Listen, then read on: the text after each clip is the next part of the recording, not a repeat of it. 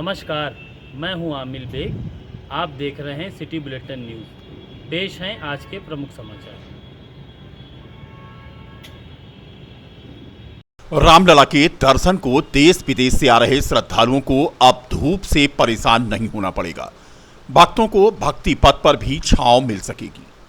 यहां अयोध्या विकास प्राधिकरण टेंट लगाने जा रहा है।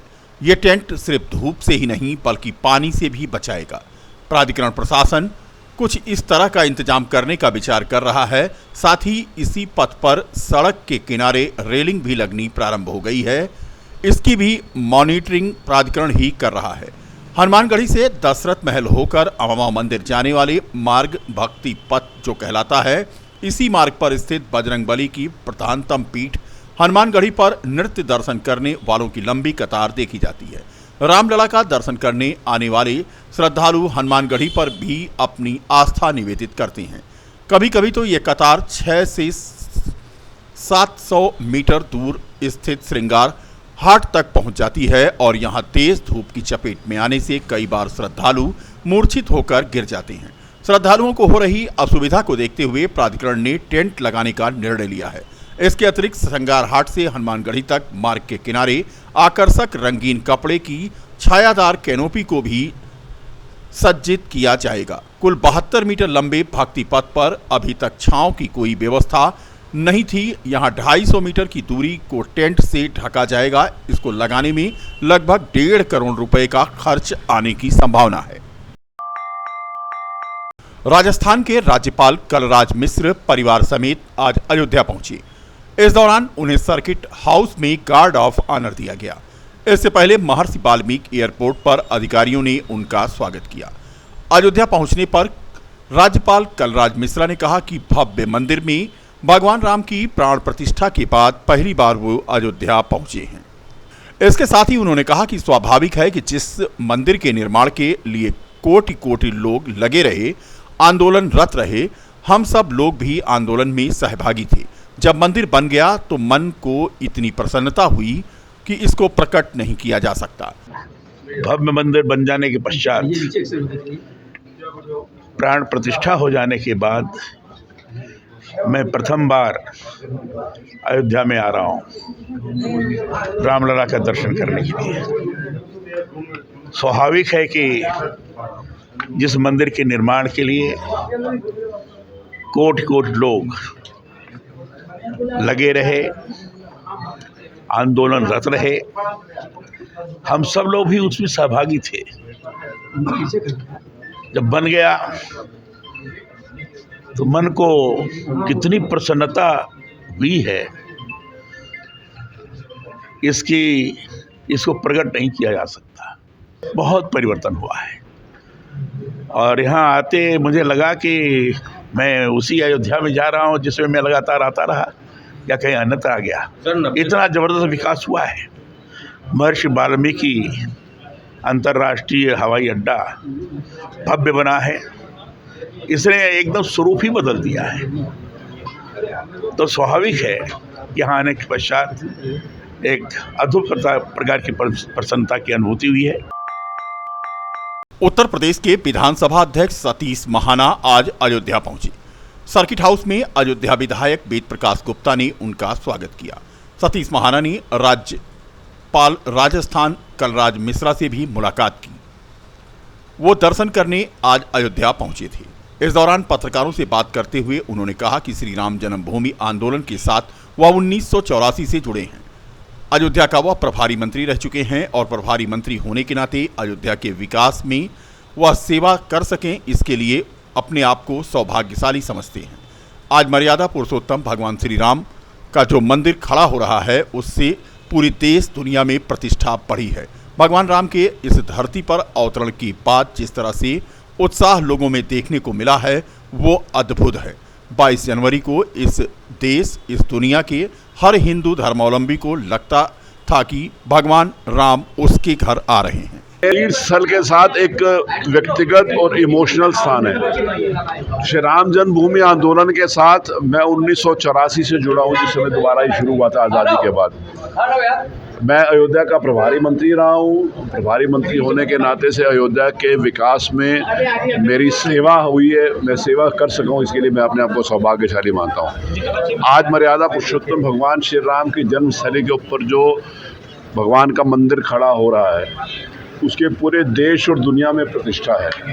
भगवान राम के इस धरती के ऊपर अवतरण के बाद जिस प्रकार का उत्साह लोगों में देखने को मिला है, मैं इस बात को ध्यान करता हूं कि अगर 22 जनवरी को इस देश और दुनिया के हर हिंदू धर्मावलंबी को लगता था कि भगवान राम उसके घर आ रहे हैं, जिस समय एक ये भजन प्रचलित हुआ कि राम आए हैं, तो हर व्यक्ति को लग रहा था मेरे घर में राम आए हैं। तो आज मेरे को भी वही भाव हमेशा रहता है। आज अयोध्या आने का क्या उद्देश्य? आज मर्यादा भगवान राम के दर्शन करने के लिए अयोध्या है।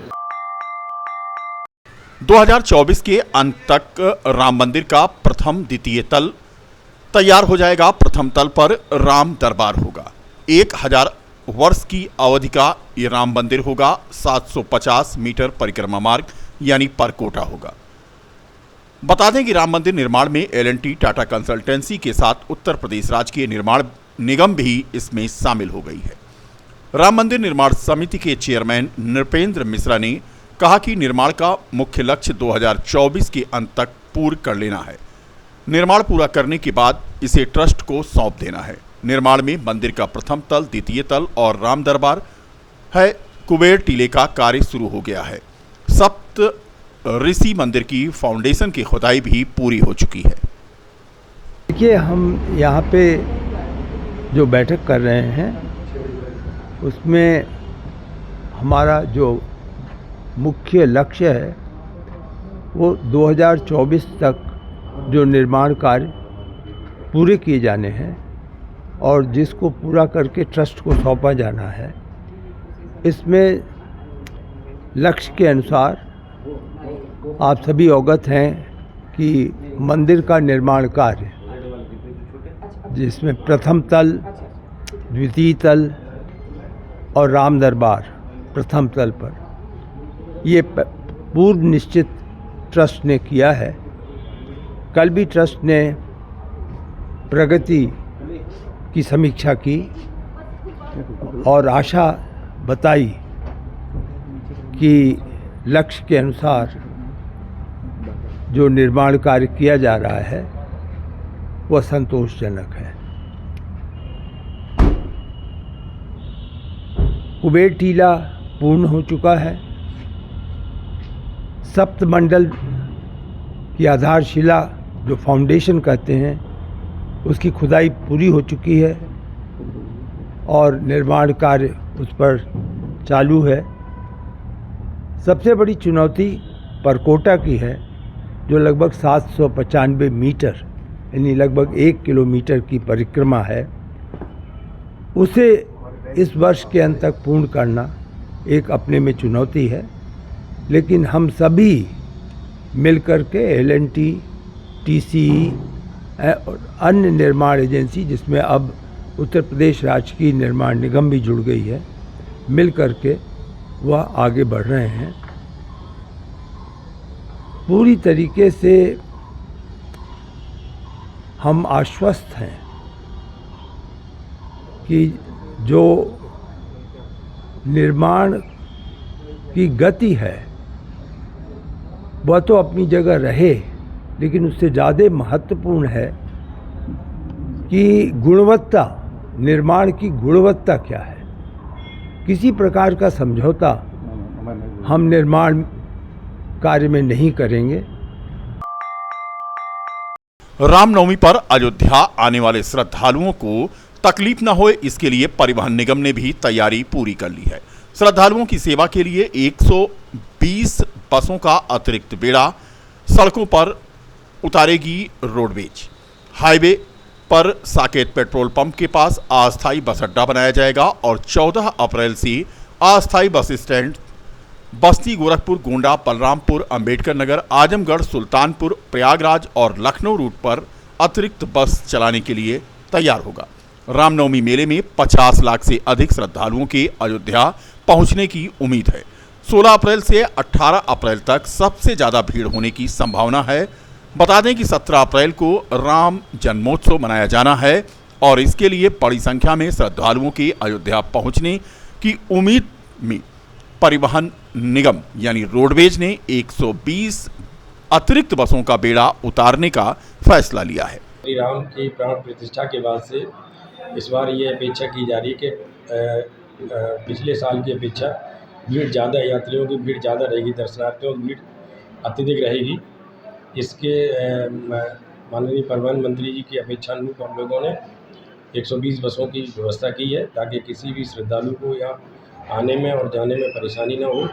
हम लोगों ने एक अस्थाई बस स्टेशन का भी ऐलान किया है जो साकेत पुल के नीचे रहेगा, जहाँ पर हमारे यात्री 24 घंटे कार्यरत रहेंगे, बसों की व्यवस्था में लगे रहेंगे, किसी भी यात्री को किसी तरीके की कोई परेशानी न हो। सर लगभग कितने बसें का इंतजाम किया जाएगा, संख्या क्या हो सकती है? 120 बसों की हम लोगों ने अभी व्यवस्था की है और यदि यात्रियों की संख्या ज़्यादा बढ़ती है तो उसके अनुरूप हम लोग और भी व्यवस्था करेंगे। क्या क्या रूट सब रहेगा ज़्यादा? हम लोगों के जो मुख्य रूट है वो गोरखपुर है, बस्ती और डुमरियागंज, बलरामपुर, गोंडा, बहराइच, अकबरपुर, लखनऊ, ये सारे रूटों पे हम लोग व्यवस्था करेंगे बसों की। क्या अपील रहेगी श्रद्धालुओं से, क्योंकि बस के अंदर के भी बहुत सारे लोग आते हैं? श्रद्धालुओं से हमारी यही अपेक्षा रहेगी कि हम लोगों को सहयोग प्रदान करें ताकि हम लोग उनको और बेहतर व्यवस्था उपलब्ध करा सकें। सर जैसे 16 से कर्मचारी उसमें लगाए जाएंगे गाँव के, तो रोडवेज के कर्मचारी तो हमेशा ही लगाए जाते हैं और इस बार भी लगाए जाएंगे। उनकी ड्यूटी तो हमेशा लगाई ही जाती है इन सब की व्यवस्थाओं के तहत, इस बार भी लगाए जाएंगे।